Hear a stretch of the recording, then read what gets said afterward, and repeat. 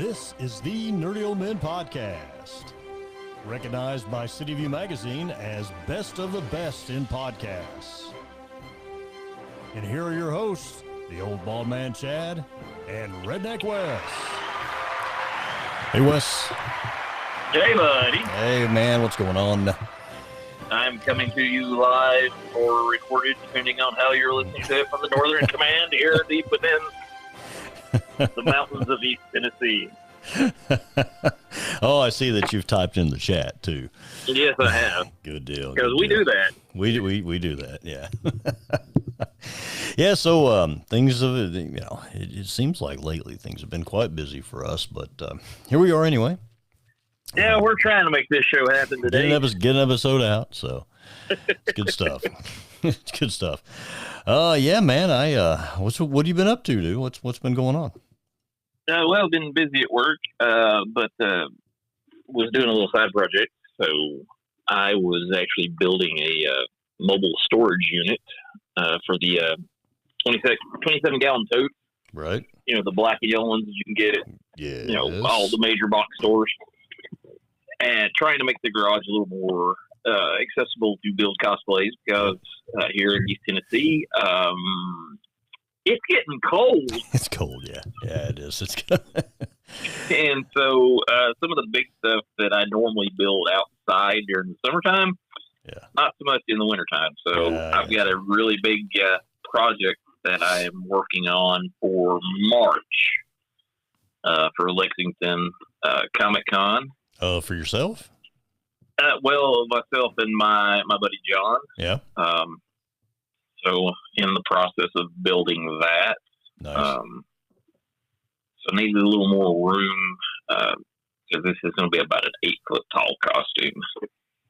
So what? You and your freaking stilts, man.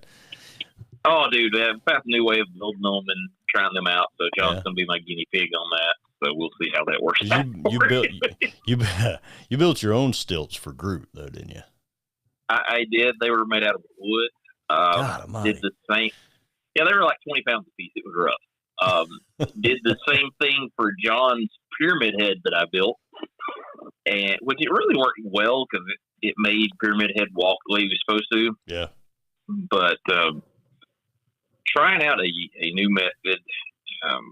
Something that some of the guys in one of my Wookiee builds, something they do where they take the foam and glue it together, stack it up, carve it, and so we're hoping that makes some really good stilts. Preliminary tests are positive. So preliminary tests are positive. Yes, we have done some testing. So that's all right. Yeah. Does anybody wear a helmet during this testing? No, we were out there just free living life. Yeah, there you go. All right. Jeez. But I think you've got some news. Yeah, I went to share with the group. Went to the Sci-Fi City yesterday for a Legion tournament for the holiday. They are not a sponsor of the channel, but no, they're not. There were some more buddies. Walt's the man. Yeah, Walt's the man. But we went down there. Ryan Slawowski from the Stabcast was the tournament organizer for our Christmas time tournament. We had 19 players for Star Wars Legion show up. I went 3-0, as well as also Will Werner went 3-0 from local. Alpha Will, he's called on the Stabcast. But I ended up having the first tiebreaker is strength of schedule. And we tied exactly on strength of schedule. And the second tiebreaker is kill points, and I edged him out by, I think, 33 kill points. So I won the day. I won the tournament. And nicely done. I'm super excited about it. It's the second tournament win I've had, but this one I really count because this one had 19 players. The other one had far less. But I was very proud of that. I was running what's called the Tempest Force, which is supposed to simulate what the Empire had on indoor. So what I was actually running was 3 ATST walkers, 2 stormtrooper units with a long gun, and 4 scout trooper units with saboteurs. So they basically have a like a satchel charge. And so the death to armor in Legion is impact. It's anti-armor weapons, right? Well, ATSTs have that naturally to shoot back at other tanks and things. So my first match was against an Imperial Blizzard force that had 2 ATSTs and a bunch of infantry with anti-armor. And so that should have been my demise, but luckily I played with my brain and had some good dice rolls. And what? Yeah, no joke, right? And I was able to win that against a fan of the show, John. So if you're listening, John, that was a fantastic game. It was super fun. It was nice seeing 5 ATSTs on the field at one time. And I still think Ryan was trying to hose me over because second match was against another Blizzard Force Imperial Army with 2 ATSTs and a bunch of infantry with anti-armor. And I was able to win that one. I ran my walkers way past my objectives right into his face, and then let all my boots on the ground control my back scoring points, and just force the hand where he couldn't get over. This guy couldn't get over, and Chase was his name. He's a great competitor as well. And then I played a guy named Jacob in the last round that had Palpatine, which is arguably the toughest model in the game, the most destructive model in the game. So I played 3 Empires mirror matches, but he had Palpatine and a crap ton of anti-armor in his infantry.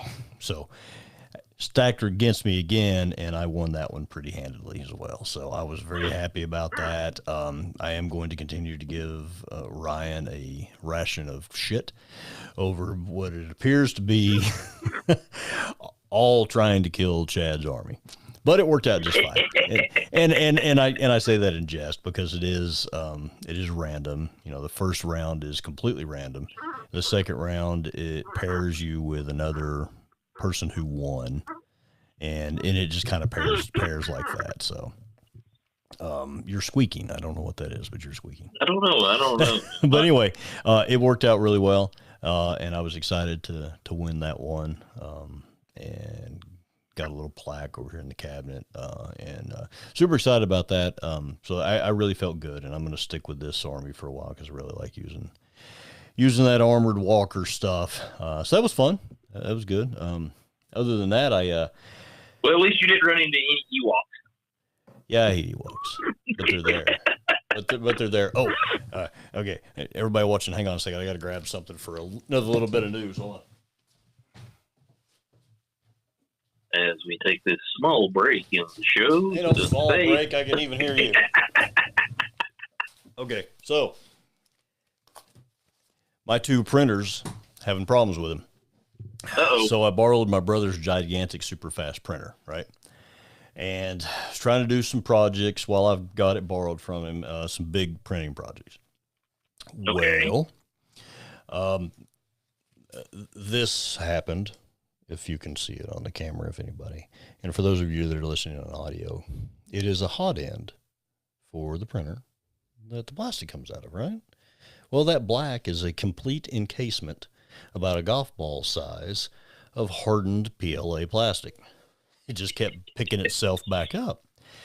So I thought, okay, it's happened before on my little enders, but it doesn't move as, this thing flies. And so it picked up a lot. So I was like, dang, that's a lot, but I think I can get it off. So I took it apart. And in the process, I broke one of the connectors. So I had to solder that back on. Yeah. But anyway, so I take this thing out to my garage, this clump of plastic. And I heat it up with my heat gun, and it just kind of melts and reforms in different shapes. Then I took my Dremel and 4 cutting wheels that I broke on it. And then I took my freaking jigsaw with a wood cutting blade and then a metal cutting blade and couldn't do jack with it. Oh, no. So this is now a trophy of stupidity. And I bought a new hot end for $15 off Amazon, installed it, found my soldering iron in my solder, and was able to to remember how to solder. So I soldered the connector back on the board and got it all back installed. And it's running, but it's way out of calibration. So since we're playing D&D Friday, my brother's going to get it calibrated for me since he's familiar with it. It's his machine. So that's what we're going to do. But that, again, was a little bit of fun in my existence this past week or two. So that was freaking-tastic. But anyway, so that worked out not great. But anyway, at least they're not very expensive on the hot ends. And I have literally never seen this bad before. Yeah, that's one of the you sent me pictures when it happened. You're like, I'm not believing this, and I'm like, holy smokes! No, and the thing about it, with PLA, it warms up, becomes malleable, right? It moves around. Well, when you heat it up to try to get, it just changes shape. It's not like wood or metal that when you grind it or cut it, it goes away. It just moves. Yeah, when you try to grind it, it's horrible because it just literally becomes like a paste. Yep, and it becomes part of whatever you're using to cut. Yeah, whatever grinding wheel you're using to cut, it just layers becomes on part there. of it. Yeah, it just becomes part of it. Horrible. So yeah, I've been having a fantastic time with dealing with that, but it's okay. I got it. Hey, John, I see you're watching. Thanks for the shout out. Yeah, man, you're freaking awesome, dude. No, dude, John, one of the tallest men I've ever met in my life. 2, fantastic Legion player, and 3, a fantastic guy. So thanks, man, for watching us live, buddy. I appreciate that. Yeah, he's really super cool. But we laughed the whole time because we were just playing Demolition Derby with ATST Imperial Walkers. So, and it was on a board that the stuff is so close together that per the rules, the base has to go through the gaps for the thing to walk through. And there was all these alleys that we couldn't get through. So we were just like jockeying around and trying to, that was my closest game of the day, John, by the way. That was the closest game I had all day. It was my first one. So, and we've met before a couple times and had some really good games, but he about got me yesterday. So that was a good time. But, yeah, man. So Wes, you came up with an idea tell it. It wasn't yours. It wasn't. Yeah. You didn't have the idea. So what's up? I'm gonna give credit to my buddy Greg Wallace for this one. Greg usually listens to the show after work when he's driving in the car stuff, and he'll tell me things. Hey, y'all try this. And we were talking the other day, and he said, you ought to do a show on like nerd triggers, things that trigger nerds. And I was like, ooh, that's a good one. Because there are so many things that can trigger the nerd. Yeah. I hate the word trigger, but you got a good point. Well, there are things because we have a tendency to do it on the show. Mm-hmm. We will say something, and then one of us, usually me, will correct you, which, you're usually wrong. Dude, whatever, you are not in range for me to throw this at you today, which would be really fun. Hey, I didn't mention anything about the fact that I'm still undefeated against you in the Star Wars Legion. Play a full game, see what happens. But anyway.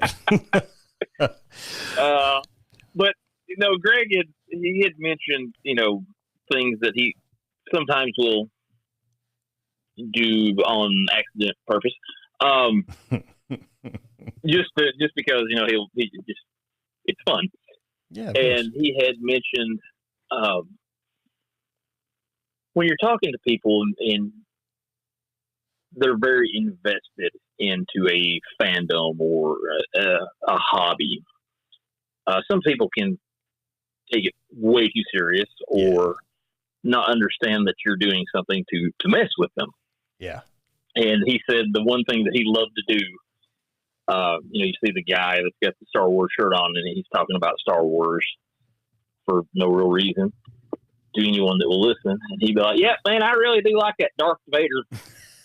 Dark Vader. That's the translation. Darth Vader. May not be able to understand Wes's vernacular. That is Dark Vader. Yeah. He would be like, well, I really do like that Darth Vader. and you see people their heads explode. Yeah. That's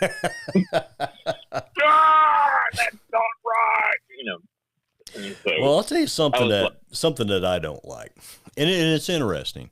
Like when we were kids or young, the Imperial all-terrain armored transport. I knew that's what you were going to say. Yeah, we always called it the AT-AT, but we were never told any difference. It is the AT-AT. It's an AT-AT. It's an AT-AT. And I will tell you why that it's an AT-AT. If you were to play the Battlefield games, they call it an AT-AT. And it's just like the AT-ST, its younger brother, which I use in Legion, the Chicken Walker. If you call an AT-AT an AT-AT, then you must call an AT-ST a ATIST. And that doesn't make any sense. No, you call it a Chicken Walker. Yeah, shut up. It makes no sense. It makes no sense. It doesn't have to make sense.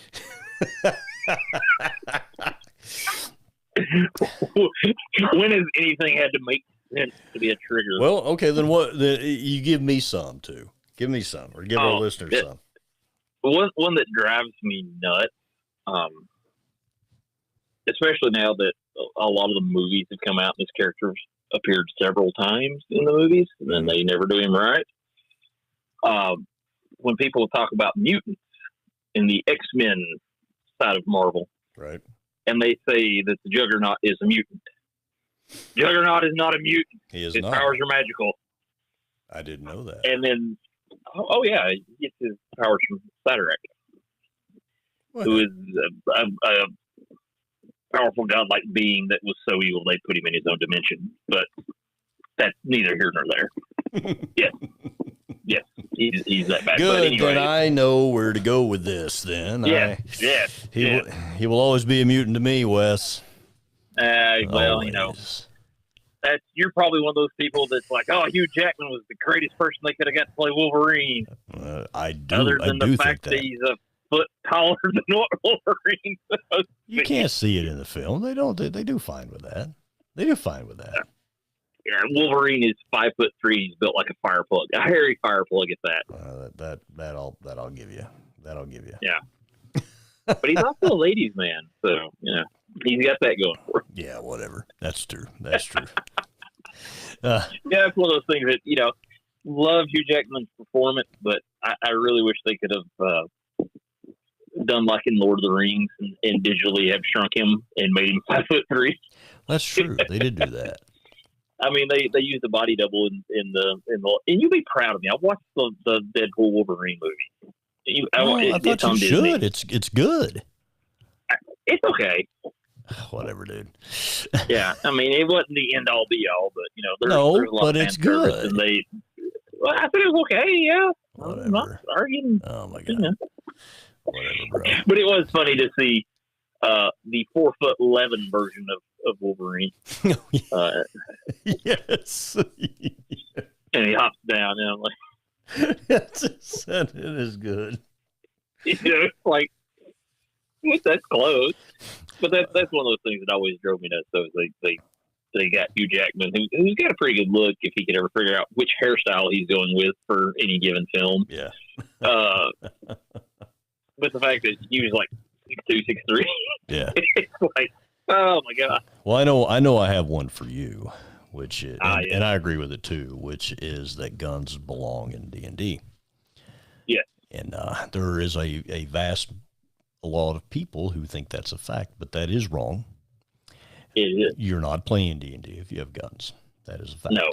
That is a fact. That is a Nerdy Men podcast deal breaker, sir. Yeah, it's like, and you always have the people that come in and say, "Well, yes, the second edition had." I know. I don't care what it said. It's just not. No one ever used. I've played for 30+ years. No one ever used Abacus. Okay, it didn't happen. What is it? What was it called? The gun. What is it? The Abacus? Not an Abacus. That's a counting machine, Wes. That's not. But it's something like that. Yes, it is something like that. It was like it took 3 rounds. You got one shot off every 3 rounds. It's like nobody's using that. Which is dumb. Okay. Use a crossbow or a regular bow. I would use a regular bow. You can get more shots. But anyway, I'm drive me nuts now. What is that called? Dang it. You're going to be looking it up now. I have to look it up now. Well, your friend that came up with the idea, what did he have anything? Well, we were chasing rabbits on that conversation, but the Darth Vader was the one that really he got a kick out of. Oh, I got one too. Star Trek. Oh, Star Trek. Star Trek. It's not track. Can you read? Is it possible that you're able to read? Trek is in like a trip, a trek, not a track. Star Trek. They run around in circles in like stars. We're making a left turn. It's NASCAR. It's outer space NASCAR. That's why I was thinking it's Starship NASCAR. It's Star Trek. Yeehaw. When they win, they pour Romley and Ale over each other's heads or some shit like that. I don't know. But no, the one that always gets me, because we are huge fans of the Highlander franchise. Yes. Oh yeah, yep. Love Highlander. I mean, but when people talk about it, and they're like, "Well, how many Highlanders are there? Well, why are the Highlanders cutting each other's heads off?" They're not all Highlanders, you moron. Not all Highlanders. They're immortal. They even say that. Yes. The immortals. And people still, to this day, don't have a real answer to that, because there could have been a bunch of immortals from the Highlands of Scotland. I mean, we know of two in the series. 3. You had Connor McLeod and Duncan McLeod. But wait a minute. Yes, you're absolutely right, because Connery's character is Spanish, right? Sean Connery, yeah. Connery's character he's was Egyptian. That's right. Originally, yes, that's right. That's right. He's a Scottish sounding Egyptian guy. Yeah, well, he's been around. He's a few hundred years old, so it happens. He's a couple thousand years old, but anyway. Yeah, there you go. That's true. But yeah, that's one of those ones that just it. I don't know if it was because of the TV show. Well, even the TV show explained it. It explained it. I know they explained it, but I'm saying I think that's why everybody called them Highlanders. Mm-hmm. Is the fact that the show is called Highlander. The movie was called Highlander, but people couldn't make the distinction between what an immortal is and where the main character and where the main character was from. There's a big difference. What about a little different change? What about the new one coming out, the remake film? I really like Henry Cavill. I love Henry Cavill. He's fantastic. But what do you think about him doing a remake, though, man? Highlander needs no remake. I agree wholeheartedly. I mean, it's going to happen. Now, if Cavill is a fan, if he is a true fan, and I think he only does things now that he really likes, right? But if he is a fan, that seems to be what he's doing. Then I have faith that it will be good. Well, the only thing that worries me is where people like to change things, and Henry has apparently got to the point he's taking no crap. Yeah, that's true. That's true. Apparently, there's some blowback with the Warhammer 40K project that he was working on. Yeah, why is it? And forgive me because I'm not a Warhammer fan. I don't know all the things, but I don't know if it's the Space Marines or one of the things. There are only men that have ever been that, and they wanted to I think it's Space make Marines. one of them. They wanted to make one of them a woman, and he's like, "Well, that's never happened." And he starts, how he does. He starts laying out all the stuff. Yeah, no, that's the Sisters of Battle. They're all girls. No. This was something different. No. I know what you're talking about, but I'm saying they exist. I get where you're going. Oh yeah, they exist. But they were wanting to make one character female, and he's apparently. You see so much on the internet, you don't know exactly what's true. Yeah, but he has pulled back from that. Going, hey man, this is not right. Yeah, but the way it's sounding is that he's pulled back from that project. I don't know what's going to happen with that project. They need him. I mean, so I hope it's not one of those things that happens with Highlander. Surely not. I mean, where they go in and they want to change something. Let's make Ramirez a woman and make the Kurgan a woman. And, make Ramirez from Canada. You know, it's like, hey, no, that's not McLeod. Hey, Connor McLeod. Which McLeod are you? I'm looking for a McLeod. You're looking at McLeod, eh? Can you imagine that? Connor McLeod. It was Connor in the first group, yeah. Yeah, I'm looking for a McLeod. Oh, me, I was born in Egypt. Yeah, you know. Don't you? I don't. That's good. All of our listeners in Canada are coming to whoop us now. I think it's a country that we don't have very many listeners in. It's Canada. I don't know. They this will be like the breakout episode for it. Yeah, that's right. Canada! We just pissed off America's hat. That's such a bad idea. They're going to write it a strongly worded letter, eh? No, let's do that. All right. Oh, no. Oh, God. It's gone. It's the shark. It's gone bad. It's gone so bad. Whatever you want. But I mean, it's one of those things. You stay in Wonderland, and I show you how deep the rabbit hole goes. Oh, how deep is this rabbit hole? Oh, angry Canadians. Oh gosh. Oh god, yeah, there could be far worse. Could be angry toddlers. But anyway, so enough of that. Wow, where is this episode going? Well, yeah. You know, I don't know. Nerd triggers. I don't know. I mean, there's all, you know, and that can go back to like, you know, people's. Oh, okay. John says he thinks what? It was. John says that he thinks it was Custodes. Yeah, you see that. Okay, yeah. Says and that is a humanoid. That is a human race. So the Custodes. Yeah, I think there's the ones that.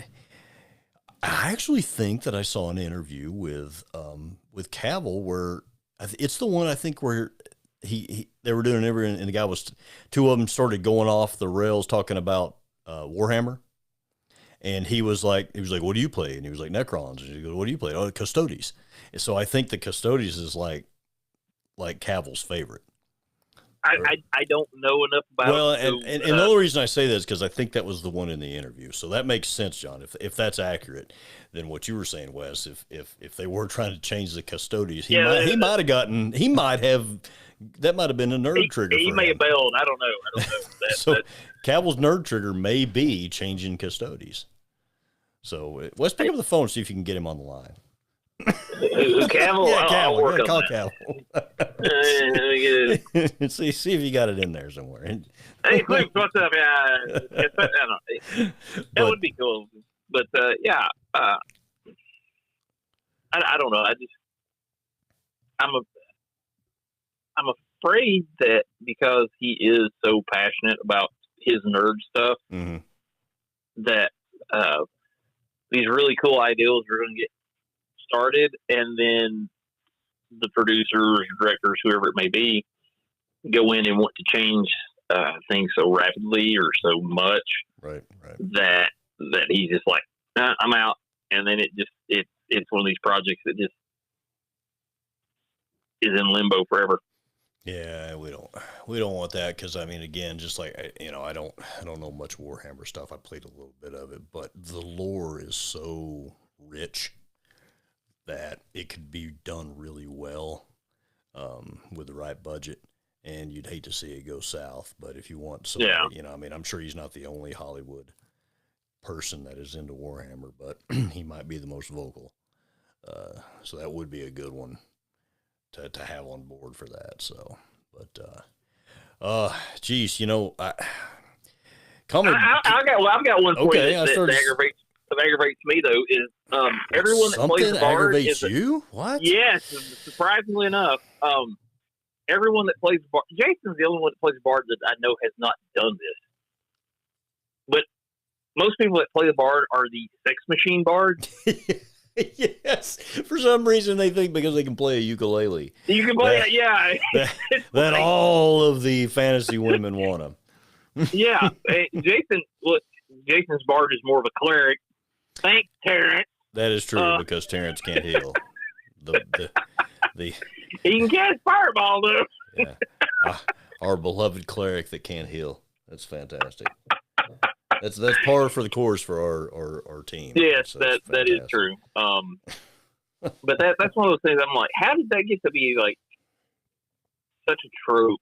Where I don't know, and I don't know where that comes from, but it does seem like that's the thing, right? Like, oh yeah, if you're playing a bard, apparently I'm gonna charm the dragon. Yeah. Seems like a bad idea for everybody but Donkey and Shrek, but go right ahead. Yeah, if you feel like you need to, you go right ahead and tell me how that happened, how that ends up in the end. Have you ever seen the Gamers Darkness Rising? No, I have not. Gosh, there's like 2 or 3 films, and they're on YouTube. Mm. And one of the guys is playing a bard, and it's every bard stereotype, this trope that you can do, and he literally does the whole. They're talking to the king in the throne room, and there's all these people around. Yeah, and one of the, I don't know, she was something to do, and he's like, "Is she hot?" He's like, "Dude, what?" He goes, "I rolled to seduce her." He goes, "You're in, the middle." He's like, "I don't care. I'm rolling to seduce." And so like it shows like the in-game stuff, and they just kind of run off, and then a few minutes later they come back, and I'm like, "Oh my god, what is this?" But it was like even in that little film, they were making fun of the fact that everybody plays a bard that way. Well, except for Jason, and he has flick. My bard is a cleric. Well, let's be real. So let's think about this. We started playing this when we were young teenage boys. Yeah. So let's be real on this. You know what I mean? So yeah, well, maybe that's the mentality. Understand. Maybe that's the mentality that rolls over into some adults that still live in their parents' basement. But I mean, I don't know, because like our whole thing was how much can we kill? we were murder hobos. Yeah, we didn't know what murder hobos were. Yes. That's what we were. Yes. If you look at murder hobos in the Nerd Dictionary, you should see our old party. Yes, that was we were experienced farming. Okay, that's true. That's fair enough. Can't level up without experience. That's fair enough. Oh man, I had something else I was thinking about too. Mages, as soon as they hit 5th level, will cast fireball regardless of the size of the room. That's not a nerd trigger. But I tell you what, when I was watching the freaking interviews before about the Acolyte, what I never finished, and one of the stars was like, "Well, when Anakin blew up the Death Star." What? I wanted to crawl through the TV and like grab the dude's larynx and just squeeze it until he just.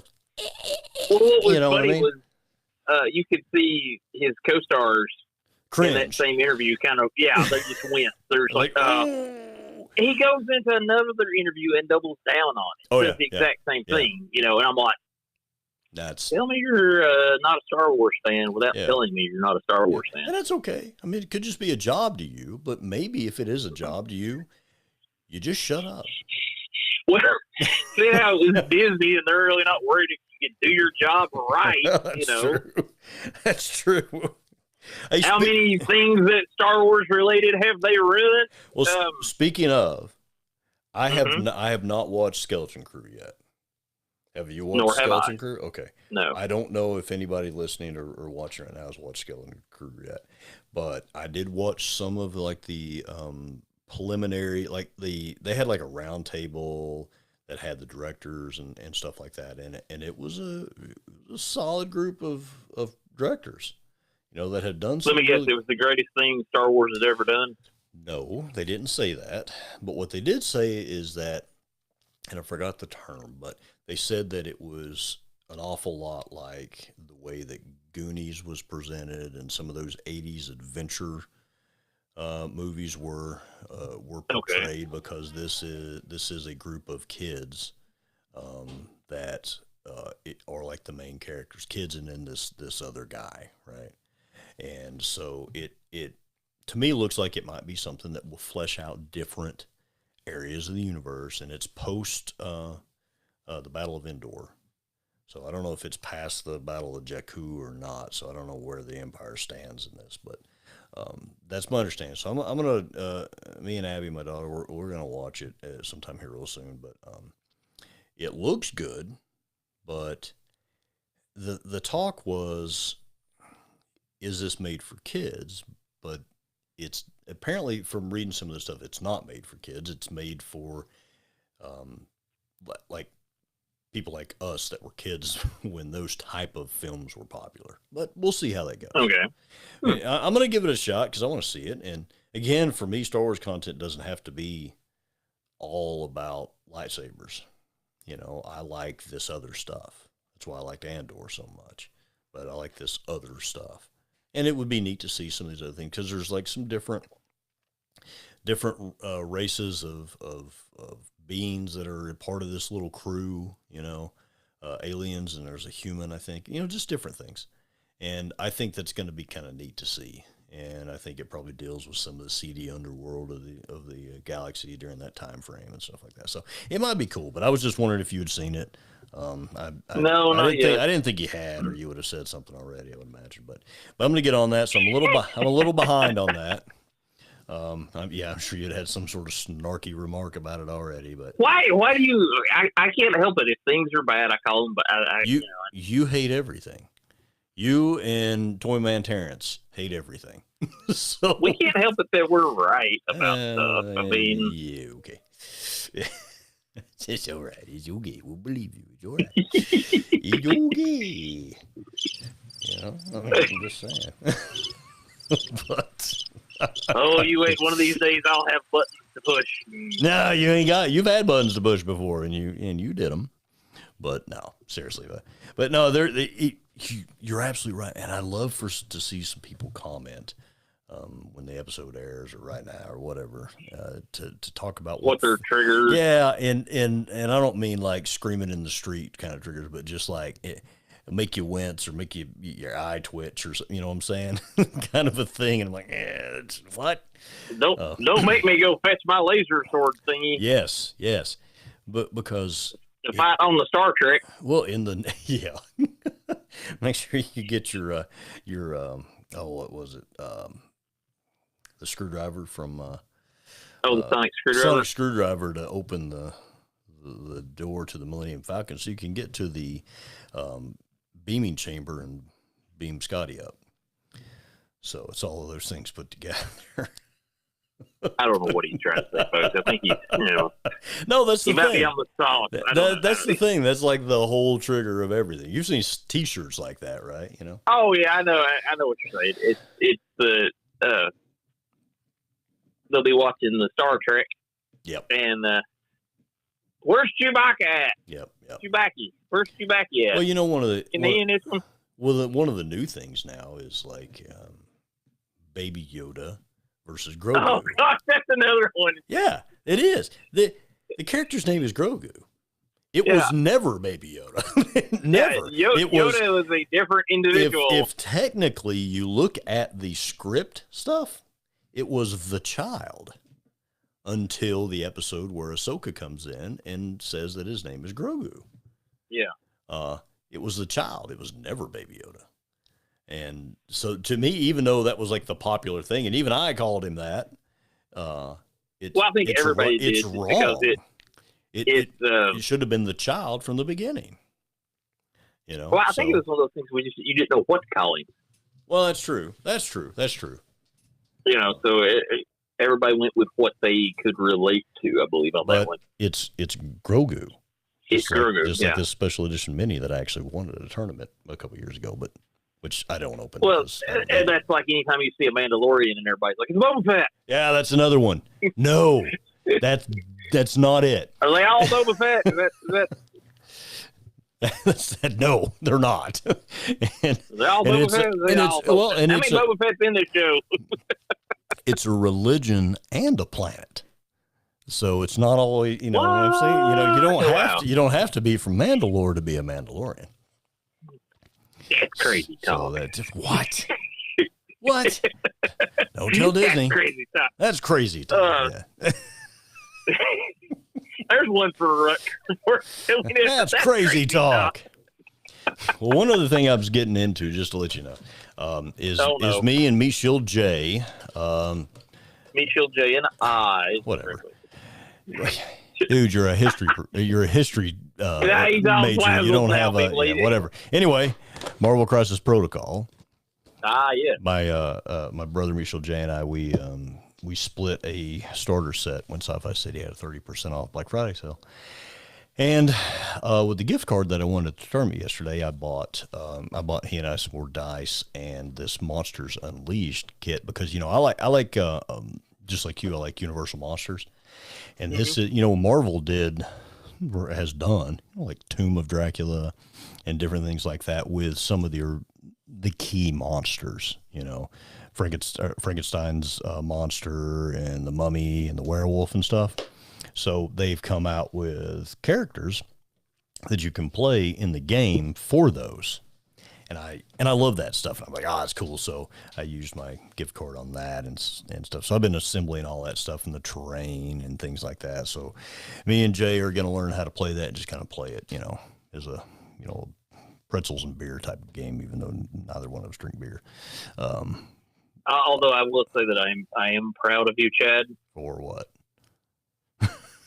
You correctly named Frankenstein's monster as Frankenstein's monster. Yeah, his name's not Frankenstein. Frankenstein. Yeah, that's absolutely correct. And there you go. There's another freaking trigger. There it is. You got it. That's absolutely perfect. Yes, his name's not freaking Frankenstein, man. Frankenstein was the Frankenstein. Frankenstein. Frankenstein. You remember that hot dog place that used to be in West Town Mall called Frankenstein's? Yeah. Yeah. Okay. I don't know why. I don't know why I just thought about that. Random. Chad points at the camera. I'm energetic. Shut up. But so we're thinking about doing that, and when we learn how to play that, you'll have to come over and I'll teach you how to play it because it's actually a pretty quick game, and it's fun. From what I gathered, it's a pretty cool game. I mean, you can throw terrain around if your characters have that ability, and it's pretty neat. It's pretty neat. So it'll be a fun little. I mean, I can only handle one competitive game in my life, and that's Star Wars Legion. I can't deal with the stress of anything else. So this is just going to be a goof off game. So, but anyway, I don't know why, but this one just popped in my head. What's that? Because now we've played Dungeons and Dragons for a long time. Yes. How do you write Dungeons and Dragons? Do you write it D little N D, or do you write it D ampersand D? The correct way is D ampersand D, but speed of typing, I have put D N D before, so. I will accept either myself. Well, I've seen some people get triggered over the fact that they don't use the ampersand. And then I've seen people that get triggered when you use lowercase d's. Really? And D, the letter N and D, all lowercase. I've seen people get triggered over that. Yeah, I think they should be smacked. Yeah. Anything is okay. It's a land of adventure in D&D. So if you want to use an ampersand, go right ahead. Except for guns, and guns suck. Can't use in the guns game in D&D. I'm all about it any other way. I mean, you could use guns at D&D, but probably no one's going to want to play with you after that. That would ruin the party. But on that, hey, next week's game night. Next week is game night. Hopefully, we'll have an episode next week too. So actually, we are going to. So unless something changes, we're going to go on location at a super cool new cosplay business. So unless something changes, we're going to be doing that, and it's going to be super awesome. Thanks for everybody that was watching the show, especially you, John. for commenting in the chat. That was super awesome of you. Yeah, we really appreciate that. Like, share, subscribe. Yep. 9 subscribers on our way to 100 at the gold thumbtack. That's right, the gold. So anyway, the audio will be up sometime soon. So until next time, this is Old Bald Man Chat with Redneck West on the phone. I am not triggered. Yeah. Yeah, you are.